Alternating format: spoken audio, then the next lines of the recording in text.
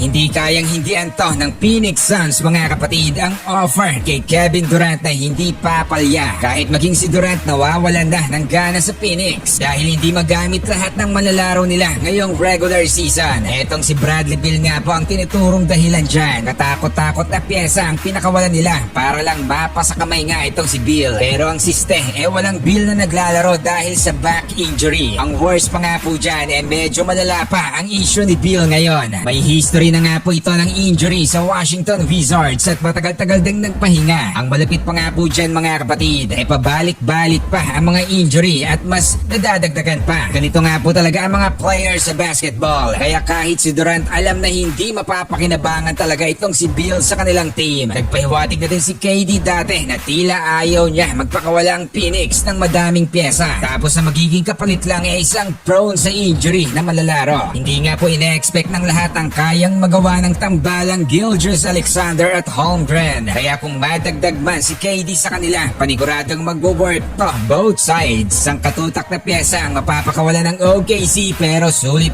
naman nga po yan kung si Durant nga naman ang makukuha nyo. Eto nga pong sina Josh Giddey, Luguentz Dort, Davis Bertans at Cason Wallace ang matitrade ng Thunder. Kasama din nga po dyan sa package ang 2024 first round pick 1-4 protected sa Houston, 2024 first round pick sa Clippers, 2025 first round pick sa Miami at 2027 first round pick sa Denver. Napakarami ng first round pick ng OKC ngayon mga kapatid. Naipon nila lahat yon simula pa noong 2019. Kaya tiyak na talagang hindi nga po mahihindian to ng Phoenix Suns.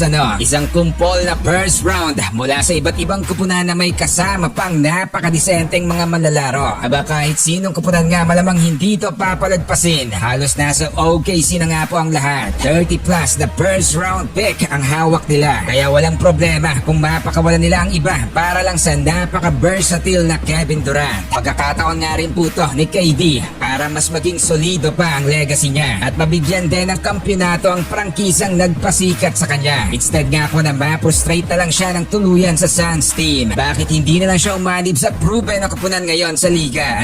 Samantala eto ang ikakalungkot ng mga solid fans mga kapatid. Napaka-concerning nga po ng injury nitong si Kyrie Irving. Hindi pa rin nga po siya nakapaglaro sa last laban nila kontra dito sa Timberwolves kung saan nadali na naman ulit ang kanilang team sa score na 110-118. Wala rin nga pong Luka na nakapaglaro dito at ang horse pa nga po dyan para sa Dallas. Malamang sa malamang dalawa na silang hindi makikita sa next game nila kontra nga dito sa Golden State Warriors. 11 straight games na nga pong nakakamiss ng laban itong si Kyrie. Kaya halos lahat ng fans ng Dallas nakasimangot na. Hindi nila alam kung bakit heel contusion lang ang injury niya. Pero mas natatagalan at walang timetable nga kung kailan siya makakabalik. Mismong si head coach Jason Kidd nga ang umami na walang timetable ang pagbabalik ni Irving. Bagamat going well naman nga daw ang rehab, wala pa rin kasiguraduhan si Kyrie sa mga road games. Ito nga po ang nakakatakot kung minsan kapag walang sinasabi ang team kung kailan talaga magbabalik ang kanilang manlalaro. Isa nga lamang po ang ibig sabihin yan. Medyo malala o malala talaga ang natamong injury nitong si Kyrie. Ayaw lang talaga ipamukha ng kupunan kung gaano kalala ang injury. Pero sa kasong ganito nga parang sinasabi na nga rin po nila na matindi ang injury.